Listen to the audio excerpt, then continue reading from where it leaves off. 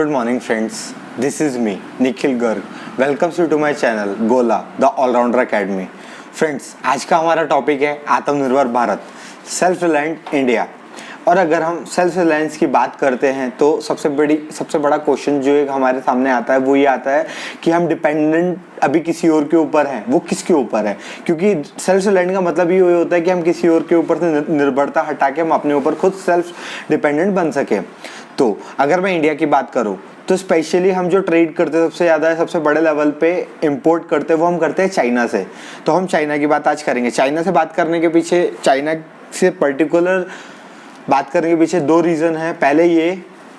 पहला ये कि हम वहाँ से बहुत सारा इंपोर्ट करते हैं, सबसे ज़्यादा अमाउंट में हम वहीं से इंपोर्ट करते हैं. प्लस जो हमारा ट्रेड डेफिसिट रहता है सबसे बड़े अमाउंट में चाइना से ही रहता है. सेकेंड, हमारा इंडिया और चाइना का भी एक डिस्प्यूट चल रहा है जिसमें चाइना अपना जो हमारे इंडिया की टेरिटरी है अपना उस पर हक जताता है जो कि उनका नहीं है. चाइना गलत तरीके से अभी रिसेंटली उन्होंने हमारे 20 जवान मार दिए, मतलब शहीद हो गए हमारे 20 जवान और बहुत सारे इंजर्ड हो गए. तो इस वजह से हम सबसे पहले बात करेंगे चाइनीज़ प्रोडक्ट बॉयकॉट की. जैसे अभी बहुत सारी बातें, अलग अलग जगह बातें चल रही हैं कि बॉयकॉट चाइनीज़ प्रोडक्ट्स करके. तो आज हम बात करेंगे चाइनीज़ प्रोडक्ट्स की, हम चाइनीज़ प्रोडक्ट को कैसे बॉयकॉट कर सकते हैं. और थर्ड सबसे इंपॉर्टेंट थिंग, जो हमारे देश का इंटरनल एनिमी है, इनविजिबल एनिमी है, अनएम्प्लॉयमेंट, हम उससे कैसे लड़ सकते हैं.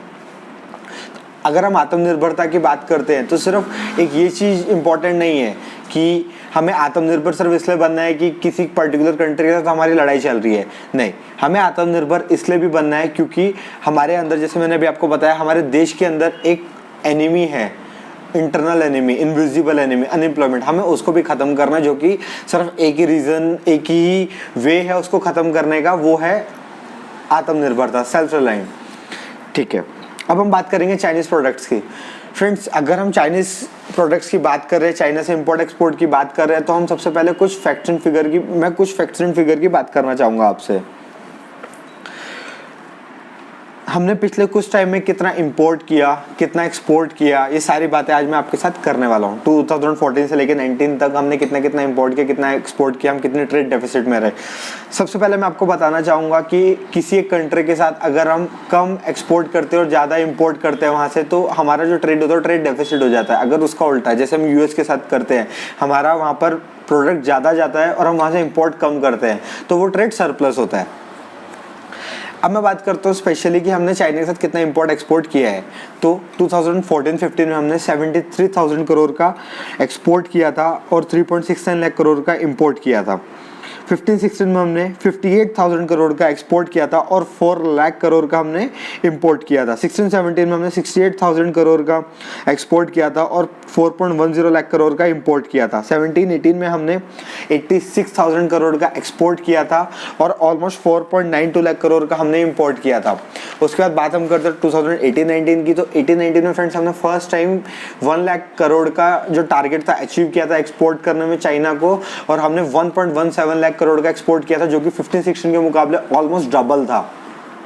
और हमने इंपोर्ट उतना ही किया था जितना 17-18 में किया था, विच इज 4.92 लाख करोड़. तो अब आप यहाँ पे डिफरेंस देख सकते हैं, डेफिसिट अमाउंट देख सकते हैं, जो कि 17-18 में 4.06 का था, वो 18-19 में कम होकर 3.75 पे आ गया. अब जो हम 10 टॉप प्रोडक्ट्स इंपोर्ट करते हैं चाइना से, उसकी मैं आपसे बात करूंगा और उसका अमाउंट भी आपको बताऊंगा. सबसे पहले तो आता है electrical machines and equipments, 1.4 lakh crore. फिर आता है nuclear reactor and machines, 93.6 thousand crore. Organic chemicals, 60.1 thousand crore. Fertilisers, 14.4 thousand crore. Plastic articles, 19,000 crore. Iron and steel, 10,000 crore. Opticals, 11.1 thousand crore. Iron and steel articles, 12.2 thousand crore. Vehicle excluding railways, 10.6 thousand crore. Miscellaneous chemical products, 9,000 crore. और ये total जो था 78% था अगर हम बात करें 4.29 लाख करोड़ की, और 22% हमारा अदर्स छोटे अलग प्रोडक्ट्स बचते हैं. अब फ्रेंड्स, मैं आपसे बात करूंगा कि हमें जो बॉयकॉट करना है वो कैसे करना है, हम क्या इंस्टेंटली कर सकते हैं, क्या हमें धीरे धीरे बॉयकॉट करना है. तो जब हम इंस्टेंटली की बात करते हैं तो जो चीज़ें हम इंस्टेंटली कर सकते हैं उसमें सबसे पहला नाम आता है सॉफ्टवेयर का. जैसे मोबाइल में एप्लीकेशंस यूज़ करते हैं, जैसे वीचैट है, लाइन है, शेयरिट है, जेंडर है, टिकटॉक है, हम इन सब एप्लीकेशंस को अभी डिलीट कर सकते हैं क्योंकि हमारे पास हमारे अपने देश का इसका अल्टरनेटिव है। सेकंड थिंग, एक और चीज़ है कि जो हमारी इंटेलिजेंस एजेंसी है उन्होंने रिसेंटली गवर्नमेंट ऑफ इंडिया को रिकमेंड किया था कि हम इन एप्लीकेशंस को बैन कर दें और कम यूज़ करें, क्योंकि ऐसा डर है उनको कि जो हमारा डेटा है वो चाइनीज़ सर्वर पर भेजा जा रहा है। तो मतलब ऐसा हो सकता है कि हमारा जो डेटा है वो वहाँ पर भेजा जाए। और अब इस लिस्ट में एक नाम और है जो सबसे बड़ा है, वो है पबजी का। फ्रेंड्स, हम एक चीज़ देखते हैं कि हम पबजी से बहुत ज़्यादा एडिक्टेड है अगर हम आज की बात कर रहे हैं, जो हमारा यूथ है आज का। लेकिन मैं आपको एक चीज़ बताना चाहूँगा कि एक कंपनी का प्रोडक्ट है जिसका नाम है टेंसेंट, और वो एक चाइनीज़ कंपनी है। अब मैं बात आपसे करता हूँ कि हम, ये तो हो गया कि हम वन ऑन वन गो हम क्या बॉयकॉट कर सकते हैं। अब कुछ चीज़ें होती है जो हम धीरे धीरे हमको करनी पड़ेगी। अब जब हम किसी भी कंट्री से ट्रेड की बात करते हैं तो वहाँ पर हम जो बात करते हैं तो बेसिकली कभी भी ट्रेड 4 कैटेगरीज में होता है कि इंपोर्ट एक्सपोर्ट, या फिर और भी जो चीज़ें होती है वो 4 कैटेगरीज में होती है। सबसे पहला, एक जो उस पर्टिकुलर कंट्री से बिलोंग्स करती है कंपनी, जैसे चाइनीज़ कंपनी अगर हम बात करें, Xiaomi, Vivo, Oppo, one plus, इस तरीके की जो कंपनीज़ हैं ये प्रॉपर चाइनीज़ कंपनीज में काउंट होती है। अब हमें सबसे पहले बचना है कि जो वहाँ से इन कंपनीज का प्रोडक्ट जो वहाँ से फिनिश गुड्स आ रहा है इंडिया में।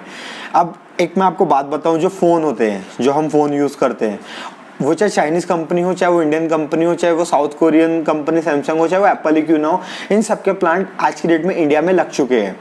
इंडिया में लगने से एक प्लस पॉइंट एक ये हुआ है कि इंडिया के लोगों को एम्प्लॉयमेंट मिलता है। तो ये बाहर से माल इंपोर्ट करके, जो वहाँ से रॉ मटेरियल होता है, इंपोर्ट करके इंडिया में उसको असेंबल्ड करते हैं और उसके बाद उसको सेल करते हैं। तो ऐसी कंपनीज का मतलब फिर भी प्रेफर कर सकते हैं, लेकिन एकदम जो फिनिश गुड्स बाहर से आ रहा है हमें सबसे पहले उनको बैन करने की ज़रूरत है, हमें बॉयकॉट करने की ज़रूरत है।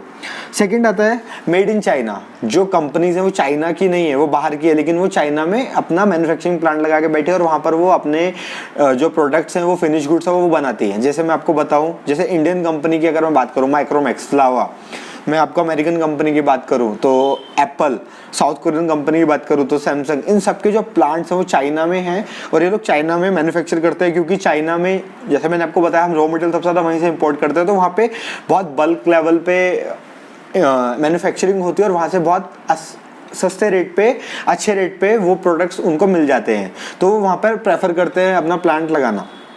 तो ऐसे प्रोडक्ट से अभी हमें इतनी दिक्कत नहीं है, लेकिन हमें कोशिश करनी कि अगर हमारे पास इसका भी ऑल्टरनेटिव होता है और Indian made in India products हो तो वो और भी अच्छा है।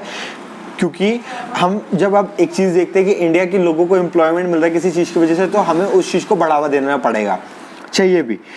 थर्ड आता है चाइनीज़ पार्ट। जैसे मैंने रॉ मटेरियल की बात की, फ्रेंड्स अगर हम बात करें रॉ मटेरियल की, तो दुनिया के अंदर जो बड़ी बड़ी कंट्रीज़ हैं उनमें 6 या 7 कंट्रीज़ का नाम आता है जो बहुत बड़े लेवल पे मैन्युफैक्चरिंग करती हैं रॉ मटेरियल का। जैसे जापान है, जैसे चाइना है, जैसे वियतनाम है, जैसे साउथ कोरिया है, जैसे ताइवान है, और भी कुछ कंट्रीज़ हैं जो इस तरीके से मैन्युफैक्चरिंग बहुत बड़े लेवल पे कर रही हैं आज की डेट में। और अगर इन सब कंट्रीज़ में से भी काउंट किया जाए तो चाइना सबसे बड़ा एक्सपोर्टर है इन आइटम्स का। चाइना से ही सारी चीज़ें एक्सपोर्ट होती है ऑलमोस्ट पूरी दुनिया के अंदर, जो इस तरीके के जो प्रोडक्ट्स होते हैं। तो हमें कोशिश करनी है कि वो भी हम अपने देश में बना सके, मैन्युफैक्चरिंग कर सके, ताकि हमें बाहर से इंपोर्ट ना करना पड़े। Fourth, Chinese investment. जो इंडिया के टॉप 30 यूनिकॉर्न्स हैं उनमें से 18 के अंदर चाइनीज़ कंपनीज की इन्वेस्टमेंट है। अब वो यूनिकॉर्न्स कौन कौन से हैं? पेटीएम, बाइजूस, जोमेटो, स्विगी, ओला, स्नैपडील, पेटीएम मॉल, ये तो 6-7 मेन मैंने आपको बताया। इसके अलावा और भी हैं। इन कंपनीज में डायरेक्टली चाइनीज़ कंपनी जैसे अलीबाबा, टेंसेंट, इनकी डायरेक्टली इन्वेस्टमेंट है। तो ऐसा नहीं है कि हमें इन कंपनीज को डायरेक्टली बॉयकॉट करना है, क्योंकि इन कंपनीज में जितने भी लोग इस टाइम पे एम्प्लॉयड हैं वो सारे इंडियन हैं। तो हमें ऐसा नहीं कि बॉयकॉट करना, अगर हम बॉयकॉट करेंगे तो उनकी जो जॉब है, उनका जो काम है, उस पर असर पड़ सकता है। तो हम इसको अभी बॉयकॉट नहीं करने वाले, हम धीरे धीरे उनको बॉयकॉट करेंगे। लेकिन अभी मेरी आप सबसे भी गुजारिश है, जो लोग इनोवेशंस में, स्टार्टअप्स में बिलीव रखते हैं, वो जब कोई इन्वेस्टमेंट ले रहे हैं किसी कंट्री की कंपनी से, किसी और कंट्री की कंपनी से, तो वो थोड़ा सा इस चीज़ का देख लें कि आगे फर्दर स्टेप्स कैसे लेने हैं। उसके फ्रेंड्स मैं बात करता हूँ कि वाई ट्रेड डेफिसिट क्यों है। मेरा ऐसा मानना है कि हमारे देश में मैन्युफैक्चरिंग की बहुत बड़े लेवल पे कमी है और उसके पीछे के कुछ एक रीजंस है जो मैं आपको बताऊंगा। सबसे पहले, बहुत कम लोग होते हैं जो इंटरेस्टेड होते हैं रिसर्च एंड डेवलपमेंट में। सबसे पहला रीज़न, सबसे बड़ा रीज़न तो यही है। सेकंड रीज़न है हमारे देश में मिनिमम टेक्नोलॉजी है। मिनिमम टेक्नोलॉजी होने का रीज़न एक ये है कि हम हमारे पास हमारे देश में तो नहीं है, लेकिन जो बाहर की कंपनीज है वो भी हमारे इंडिया में प्लांट नहीं लगाना चाहती, वो हमारे देश की कंपनीज के साथ कोलाबोरेशन नहीं करती, तो इस वजह से भी हमारे पास लेस टेक्नोलॉजी है। अगर वो बाहर से कंपनीज आके इंडिया में अपना प्लांट लगाएं, कोलाबोरेशन करें हमारी लोकल कंपनीज के साथ, तो बाहर की टेक्नोलॉजी इंडिया में आएगी और इंडिया में भी अच्छे लेवल पे मैन्युफैक्चरिंग हो सकती है। उसके बाद इकोसिस्टम और ईज ऑफ डूइंग बिजनेस, मतलब एक हमारा जो इकोसिस्टम था या फिर जो हमारे लॉस थे एक टाइम पे, वो बहुत ज़्यादा कॉम्प्लिकेटेड थे। आज से 6 साल पहले या 7 साल पहले की अगर मैं बात करूँ तो बहुत ज़्यादा कॉम्प्लिकेटेड थे। एक जो इनोवेटर होता था, एक जो इंसान होता था जो इनोवेशन में बिलीव रखता था या जो बिजनेस करना चाहता था इन चीज़ों का, वो डरता था। तो मतलब जो इनोवेटर्स होते थे, जो इस फील्ड से पढ़े हुए लोग होते थे, वो तो कोशिश करते थे कि वो बाहर चले जाए, बाहर की कंट्री में, क्योंकि एक्सपोजर अच्छा मिलता है। बाहर की कंट्री से Japan, US, England, Germany, France, इस तरह की कंट्रियों में वो जाने की कोशिश करते थे ताकि उनको अच्छे लेवल पे एक्सपोजर मिल सके। हमारे इंडिया में नहीं था। तो ये कुछ एक मेन रीज़न है। अब जैसे मैं कोलाबोरेशन की आपकी आउटसाइडर कंपनी से बात कर रहा हूँ, तो कोलाबोरेशन का मतलब है जैसे होंडा ने हीरो के साथ कोलाबोरेट किया और वहाँ की टेक्नोलॉजी इंडिया में आई, सुजुकी ने मारुति के साथ किया और वहाँ की टेक्नोलॉजी इंडिया में आई, तो हम और भी थोड़े से अच्छे लेवल पे अपलिफ्ट हुए और हमने और भी अच्छी तरीके से मैन्युफैक्चरिंग की। अब जो 4 कैटेगरीज हैं, मैं आपको बताऊं कि मेरे हिसाब से 4 कैटेगरीज हैं जो इस तरीके की प्रॉब्लम को सॉल्व कर सकते हैं, और वो 4 कैटेगरी सबसे इंपॉर्टेंट रोल प्ले करते हैं कभी भी इस तरीके की प्रॉब्लम्स में। सबसे पहला होता है एंड कंज्यूमर। जैसे हम किसी प्रोडक्ट को हम यूज़ कर रहे हैं, तो ये हमारी ड्यूटी होती है कि हम उस प्रोडक्ट को देखें कि ये प्रोडक्ट कहाँ बना है, कैसा बना है, हमारे यूज़ का किस तरीके से है। सेकंड चीज़, लोकल जो मैन्युफैक्चरर होता है उनको अपलिफ्ट करने की ड्यूटी भी एंड मैन्युफैक्चरर की होती है। सेकंड, मैन्युफैक्चरर का जैसे मैंने आपको बताया अभी तक सबसे बड़ा प्रॉब्लम तो ये था, हमारे लॉज बहुत कॉम्प्लिकेटेड थे, लोग इजीली करना नहीं चाहते क्योंकि हर चीज़ में करप्शन था। मतलब अगर आपको किसी चीज़ के लिए लाइसेंस लेना है, अगर आपको इनोवेशंस करने तो आपको पहले उसके लिए लाइसेंस लेना था, फिर आपको लाइसेंस लेना है तो आपको मैनुअली जाना पड़ता, और उसके लिए अगर मान लो भीड़ है तो आपको ब्राइब देनी पड़ती। बहुत ज़्यादा करप्शन था, तो हर बिजनेसमैन उस पंगे से बचना चाहता था, तो इसलिए हुआ नहीं। लेकिन अभी मैन्युफैक्चरर बहुत अच्छे से ऊपर आ रहे हैं, लेकिन अभी भी मैन्युफैक्चरर्स को ज़रूरत है कि वो एग्जैक्टली मार्केट की नीड देखें, उसके हिसाब से वो मैन्युफैक्चरिंग करें। थर्ड है इम्पोर्टर, जो बाहर से माल इंपोर्ट करता है, जो बाहर से प्रोडक्ट्स को इंपोर्ट करता है इंडिया के अंदर। अब बाहर से इंपोर्ट करने वाला इंसान कौन होता है? जैसे कोई भी एक बिजनेसमैन बाहर से इंपोर्ट करके इंडिया के अंदर सामान को बेच रहा है, तो अब इंपोर्टर का यहाँ पे सबसे बड़ा रोल हो जाता है कि इंपोर्टर को एग्जैक्टली पता है कि नीड क्या है। तो अगर इंपोर्टर हमारे मैन्युफैक्चरर्स की हेल्प करे और गवर्नमेंट की हेल्प करे लिस्ट आउट करने में, और एग्जैक्टली वो लिस्ट आउट कर सके कि क्या बनाना चाहिए और गवर्नमेंट उस हिसाब से फिर आगे पॉलिसीज बना सके उन प्रोडक्ट से रिलेटेड, तो ये एक बहुत अच्छा स्टेप हो सकता है। ये मेरा सजेशन है गवर्नमेंट को भी, इंपोर्टर्स को भी और मैन्युफैक्चरर्स को भी, कि आप इंपोर्टर्स के साथ आप टाई अप कीजिए, क्योंकि उनको पता है एग्जैक्टली कि किस किस चीज़ की ज़रूरत एग्जैक्टली हमें हो सकती है। फोर्थ, सबसे इंपॉर्टेंट रोल प्ले करती है दोस्तों गवर्नमेंट। किसी भी एक कंट्री गवर्नमेंट बहुत इंपॉर्टेंट रोल प्ले करती है कभी भी किसी भी तरीके के पॉलिसीज मेकिंग में। जैसे मैंने आपको बताया से 6-7 साल पहले बहुत कॉम्प्लिकेटेड लॉस थे, लेकिन अगर पिछले 6 साल की मैं बात करूं तो गवर्नमेंट बहुत अच्छे तरीके से काम करने की कोशिश कर रही है। इस सेक्टर के अंदर गवर्नमेंट ने बहुत सारी पॉलिसीज अलग अलग बनाई हैं। जैसे मैं आपको बताऊं, एक मेक इन इंडिया पॉलिसी है गवर्नमेंट की। मेक इन इंडिया के तहत ये होगा कि बाहर की जितनी भी कंपनीज इंडिया में इंपोर्ट कर रही थी अभी तक सामान, उन्होंने गवर्नमेंट ने बोला कि आप इंडिया के अंदर ही इंपोर्ट कीजिए, इंपोर्ट ड्यूटी बढ़ा दी, आप इंडिया के अंदर ही असेंबल्ड कीजिए प्रोडक्ट्स और इंडियन लोगों को आप एम्प्लॉयमेंट दीजिए। एक और था कि एमएसएमईज को बढ़ावा मिला।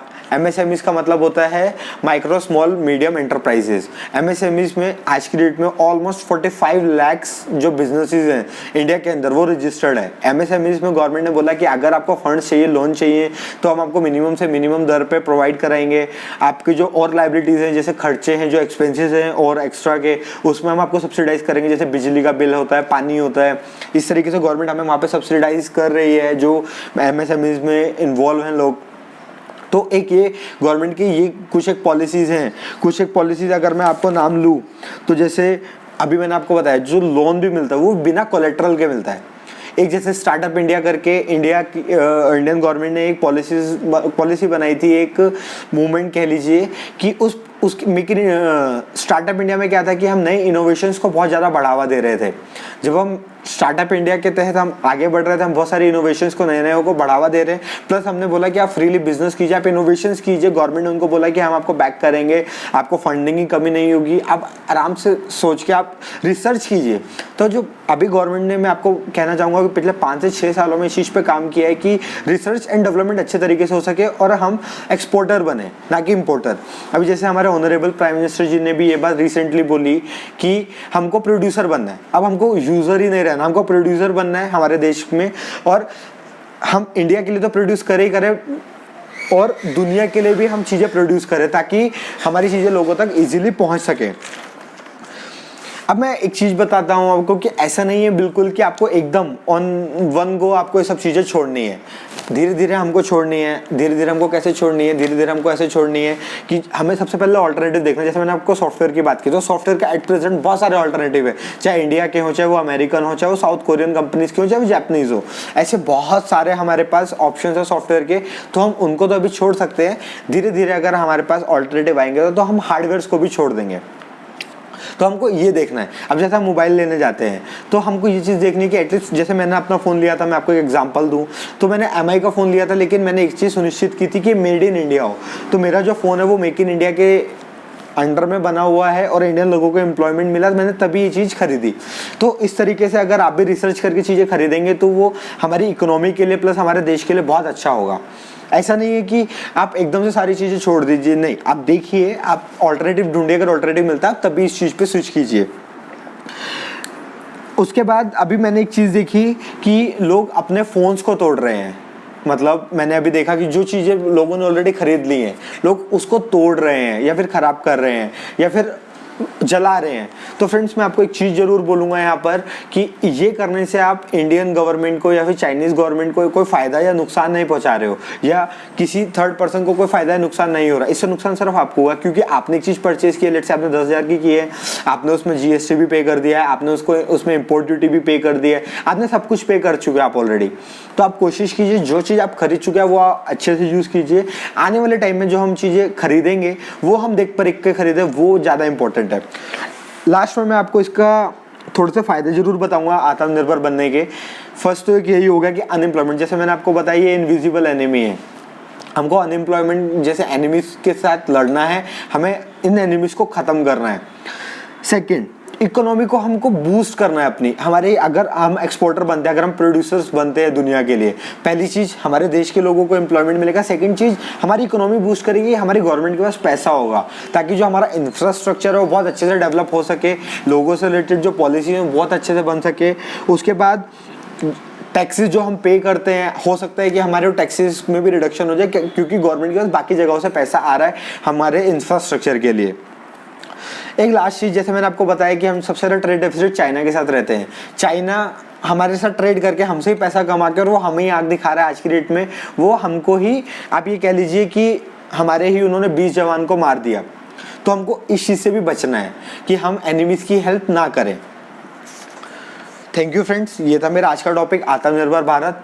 मैं आशा करता हूँ आपको मेरा वीडियो पसंद आया होगा, आपको जो मैं बताना चाह रहा हूँ वो आपको समझ आया होगा एग्जैक्टली हमको बॉयकॉट करना कैसे है। हाँ, हम इसके ऊपर एक वीडियो जरूर बनाएंगे। हम आने वाले 1 से 2 दिन में हम मोस्ट प्रोबेबली हम कल तक इस वीडियो को लॉन्च कर देंगे, हम टेलीकास्ट कर देंगे, जो ये बताएगा कि इंडिया और चाइना का डिस्प्यूट क्या है एग्जैक्टली, इंडिया और चाइना की हिस्ट्री क्या है, आज डिस्प्यूट क्या है, फ्यूचर में क्या उसे सर्कमस्टेंसेस या कॉन्सिक्वेंसेस हो सकते हैं, या गवर्नमेंट ने अभी तक क्या स्टेप्स उठाए, हम आपको ये सब बताने वाले हैं।